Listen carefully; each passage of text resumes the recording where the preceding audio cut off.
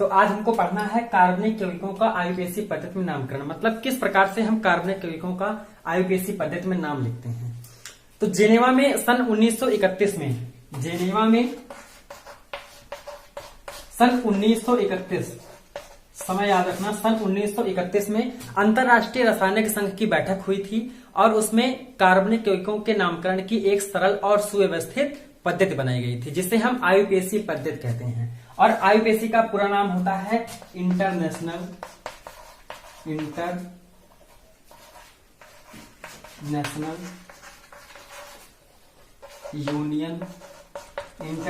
Union of pure and applied chemistry, pure and applied chemistry.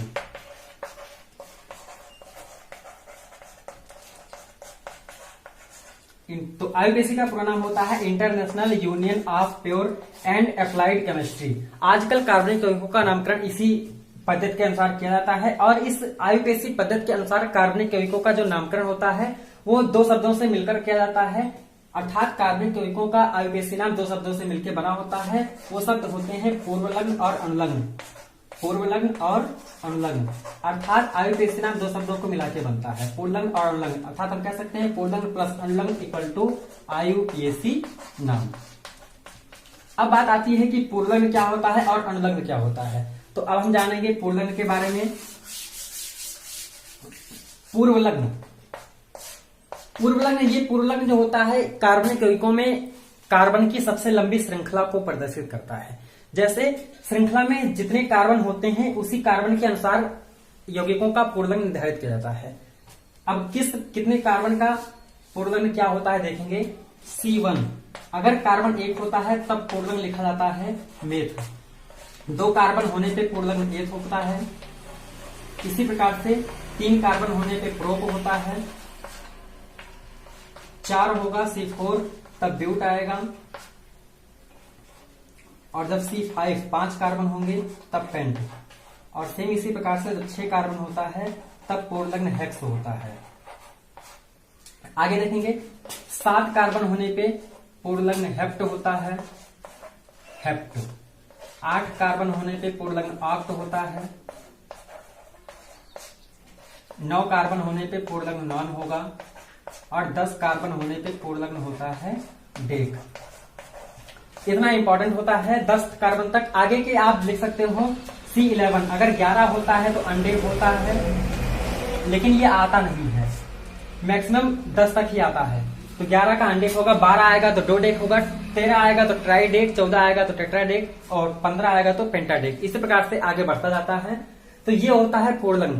पूर्वलग्न carbon की श्रृंखला को प्रदर्शित करता है और कार्बन कितने कार्बन होने पे कितना कौन सा पूर्वलग्न आएगा ये आपको यहाँ पे बताया गया है। अब आगे चलते हैं हम अनुलग्न के बारे में। तो अगला आपका है अनुलग्न। अनुलग्न, अनुलग्न जो होता है ये कार्बनिक यौगिकों में क्रियात्मक समूह को निर्धारित करता है। जो क्रियात्मक समूह होता है उसी क्रियात्मक समूह का अनुलग्न हम लिखते हैं और उस अनुलग्न को पूर्वलग्न में जोड़ देते हैं, क्योंकि आपको बताया गया आईयूपीएसी नाम दो शब्दों से मिलकर बना होता है, पूर्वलग्न और अनुलग्न। तो पूर्वलग्न और अनुलग्न जब दोनों को मिला देते हैं तब बनता है आईयूपीएसी नाम। तो अनुलग्न आपको बताया गया ये क्रियात्मक समूह से ही लिया जाता है। आगे देखेंगे फिर अब संतृप्त हाइड्रोकार्बनों का आईयूपीएसी नाम कैसे लिखते हैं। संतृप्त हाइड्रोकार्बन,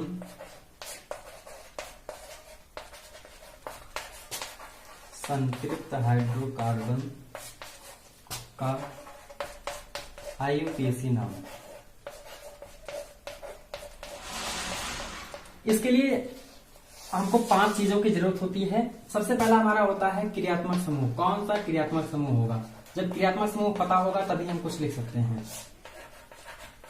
और क्रियात्मक समूह पढ़ के आ रहे हैं संतृप्त हाइड्रोकार्बन। संतृप्त हाइड्रोकार्बन में आपको बताया गया होगा कि संतृप्त हाइड्रोकार्बन में सिर्फ सिंगल बॉन्ड उपस्थित होता है और संतृप्त हाइड्रोकार्बन को एल्केन बोलते हैं। एल्केन बोलते हैं तो इसका क्रियात्मक समूह क्या आएगा? सिंगल बॉन्ड, अर्थात एकल बंध। तो इसका क्रियात्मक समूह होता है एकल बंध। और इसे हम प्रदर्शित करना चाहें तो इस प्रकार से कर सकते हैं, कार्बन लगाएंगे और इसके कार्बन के 4 बॉन्ड होते हैं तो चारों बॉन्ड यहाँ पे। इस प्रकार से जिस श्रृंखला में सिर्फ सिंगल बॉन्ड लगा होगा वो संतृप्त हाइड्रोकार्बन होगा, अर्थात उसका क्रियात्मक समूह होगा सिंगल बॉन्ड। अब आते हैं सामान्य सूत्र। सामान्य सूत्र आपको पहले ही बताया गया था इसका। एल्केन का सामान्य सूत्र होता है CnH2n+2। फिर अगला पूर्वलग्न और फिर आता है अनुलग्न, और जब इन दोनों को मिलाएंगे तब बनेगा IUPAC नाम। तो पूर्वलग्न आपका होता है, संतृप्त हाइड्रोकार्बन को एल्केन बोलते हैं, और एल्केन, जब एल्केन का अगर हम संधि विच्छेद करेंगे तो दो वर्ड प्राप्त होंगे आपको, एक होगा एल्क और दूसरा होगा एन। एल्क प्लस एन जोड़ेंगे तब एल्केन बनेगा। तो एल्क पहले आता है और पूर्व का मतलब होता है पहले, अर्थात एल्क पूर्वलग्न होगा और अनुलग्न होगा एन, क्योंकि एन लास्ट में आता है। तो पूर्वलग्न यहां से हो जाएगा आपका एल्क और अनुलग्न होगा एन, अनुलग्न एन। अब फिर देखेंगे यहां से अगर इन दोनों को हम मिला देते हैं तो हमारा IUPAC नाम बनेगा, IUPAC नाम। तो IUPAC नाम होगा आपका alk plus n equal to alkene.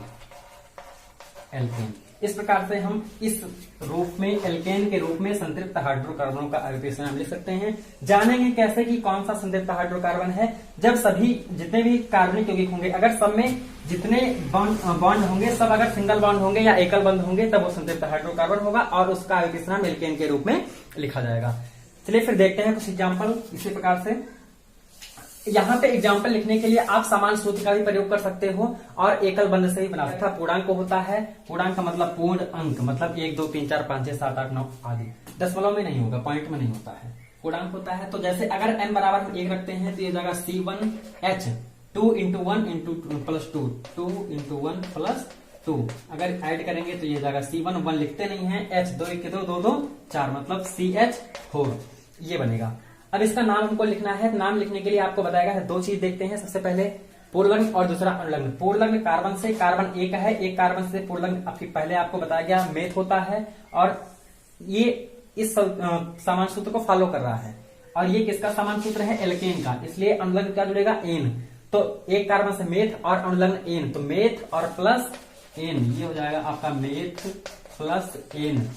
जोड़ देंगे दोनों को, इक्वल टू आपका प्राप्त होगा मेथेन, अर्थात इसका IUPAC नाम होगा मेथेन। इस प्रकार से आप समान सूत्र से आप कई सारे अणुसूत्र बना सकते हैं और उसका नाम भी लिख सकते हैं। जैसे अगर हम 2 कार्बन रखेंगे तो C2H, 2 × ए के जगह पे 2 हो जाएगा, फिर +2। अब इसको ऐड कर लेंगे तो C2H 2 × 2 2 2 4 और 4 2 6, अर्थात C2H6। इसका नाम लिखना होगा तो कार्बन 2 हो गए और 2 कार्बन से पूर्वलग्न एथ होता है और ये एल्केन के समान सूत्र को फॉलो करता है, इसलिए एन जुड़ेगा तो एथ और प्लस एन दोनों मिला के हो जाएगा एथेन। तो इसका IUPAC नाम होगा एथेन। अगर आप संरचना सूत्र के आधार से बनाना चाहें तो यहाँ पे हम 2 कार्बन लेंगे तो C single bond C. Alkane है अर्थात संतृप्त हाइड्रोकार्बन है, इसलिए डबल बॉन्ड आएगा नहीं, सिर्फ सिंगल बॉन्ड होगा। तो C single bond C. Bond पूरा करेंगे तो कार्बन के 4 बॉन्ड होते हैं, 1 बॉन्ड जुड़ा हुआ है, 3 खाली है, तो यहाँ पे हम 3 हाइड्रोजन जोड़ देंगे। सेम वही कंडीशन यहाँ भी हम 3 हाइड्रोजन जोड़ देंगे। आपका बन गया CH3 सिंगल बॉन्ड CH3। नाम लिखना होगा तो यहाँ से C 2 कार्बन से एथ होता है और सभी बॉन्ड सिंगल हैं, इसलिए एन जुड़ेगा, ये हो जाएगा इसका IUPAC नाम एथेन। एथेन। इस प्रकार से आप संतृप्त हाइड्रोकार्बनों के IUPAC नाम लिख सकते हैं। अब अगर इसके आगे आपको लिखना हो, एथेन से आगे 2 से आगे 3 कार्बन या 4 कार्बन आए, तब उसके लिए अलग अलग श्रृंखलाएं होती हैं। उन श्रृंखलाओं को हम पढ़ेंगे फिर। तो खुली श्रृंखला इसको हम बोलते हैं। और खुली श्रृंखला के प्रकार, खुली श्रृंखला के 3 प्रकार होते हैं। एक होती है नॉर्मल श्रृंखला, एक होती है नॉर्मल श्रृंखला और दूसरी होती है आइसो श्रृंखला। दूसरी आपकी होती है आइसो श्रृंखला, आइसो श्रृंखला और तीसरी होती है नियो श्रृंखला। नियो श्रृंखला, नियो श्रृंखला। लेकिन इन तीनों श्रृंखलाओं को जानने से पहले हमें कार्बन के बारे में जानना होगा। और कार्बन हमारे कितने प्रकार के होते हैं वो हम आपको बता दें। कार्बन होते हैं 4 प्रकार के, प्राथमिक कार्बन, द्वितीयक कार्बन, तृतीयक कार्बन और चतुष्क कार्बन। तो कार्बन भी 4 प्रकार के होते हैं, प्राथमिक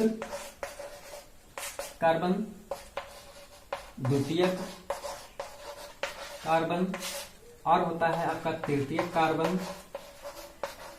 चौथा होता है चतुष्क कार्बन। चतुस्क कार्बन। पहले को हम बोलते हैं 1 डिग्री कार्बन, दूसरे को बोलते हैं 2 डिग्री कार्बन, तीसरे को 3 डिग्री कार्बन और चौथे को 4 डिग्री कार्बन। तो कार्बन के बारे में हम जानेंगे तब इन तीनों के बारे में हम पढ़ सकते हैं। तो कार्बन प्राथमिक, द्वितीयक, तृतीयक, चतुर्थ। प्राथमिक कार्बन क्या होता है? जो कार्बन परमाणु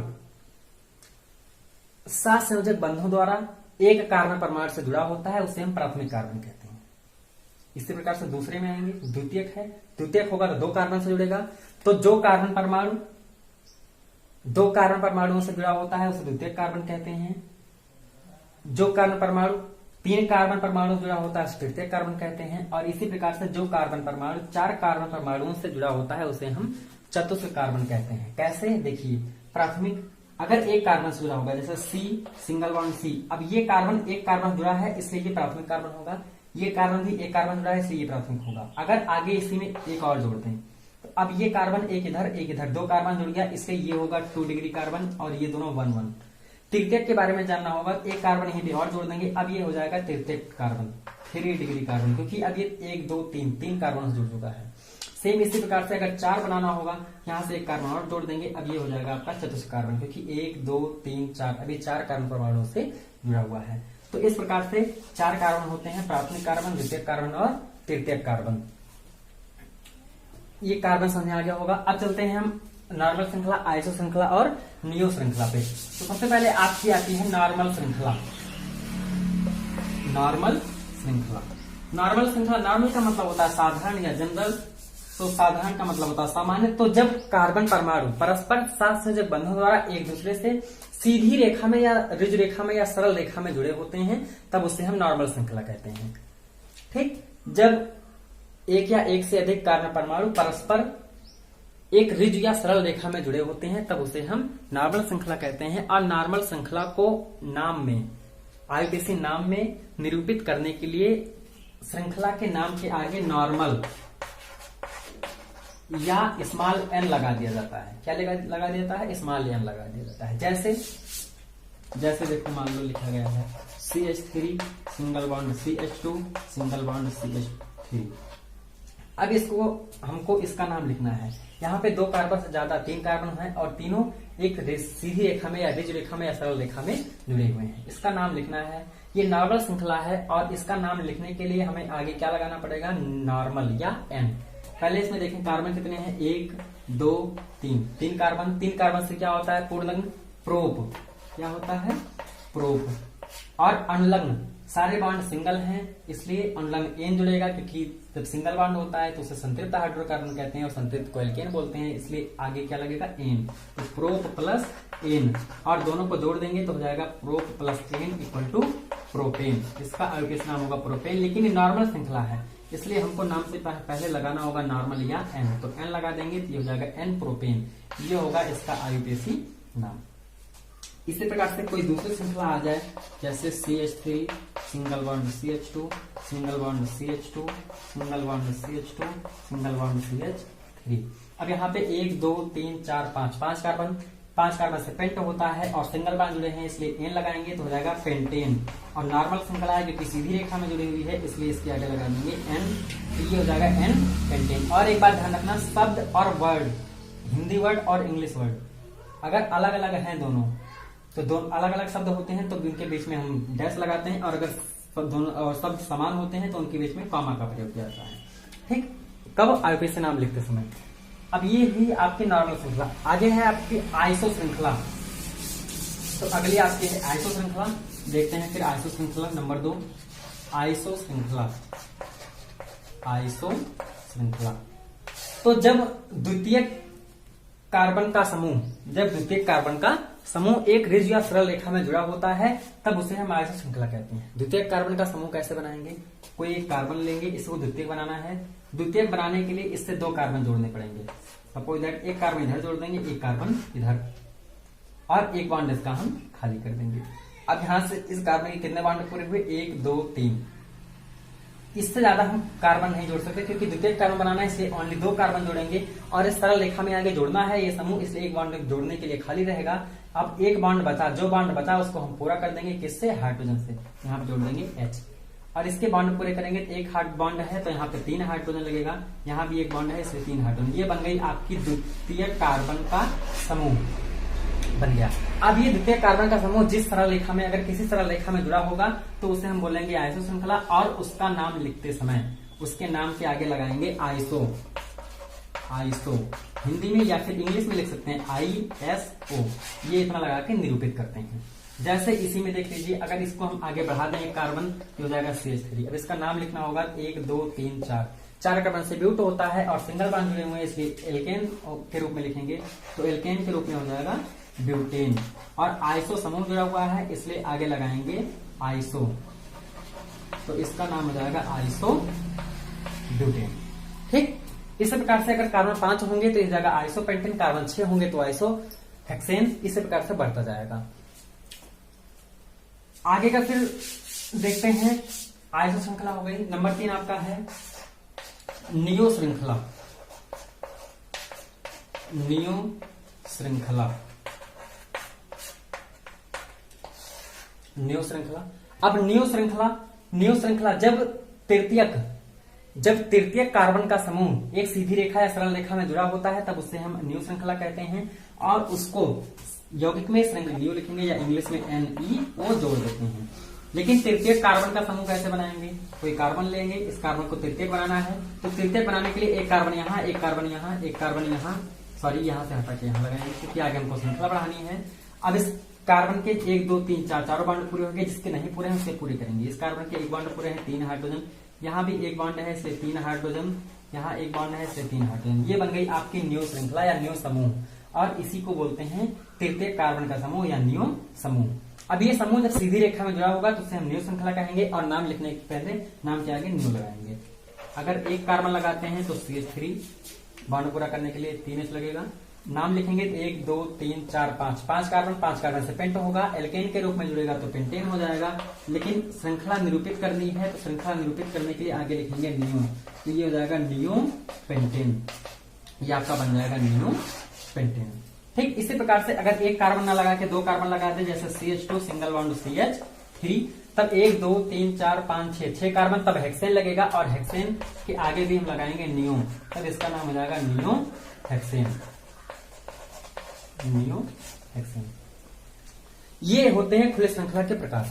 लेकिन कुछ श्रृंखला ऐसी भी होती हैं जो ना तो नॉर्मल होती हैं, ना तो आइसो होते हैं, ना तो नियो। तो इन प्रकार की श्रृंखलाओं को हम टेढ़ी मेढ़ी श्रृंखला कहते हैं, और टेढ़ी मेढ़ी श्रृंखला के बारे में हम अगले वीडियो में पढ़ेंगे। जय हिंद।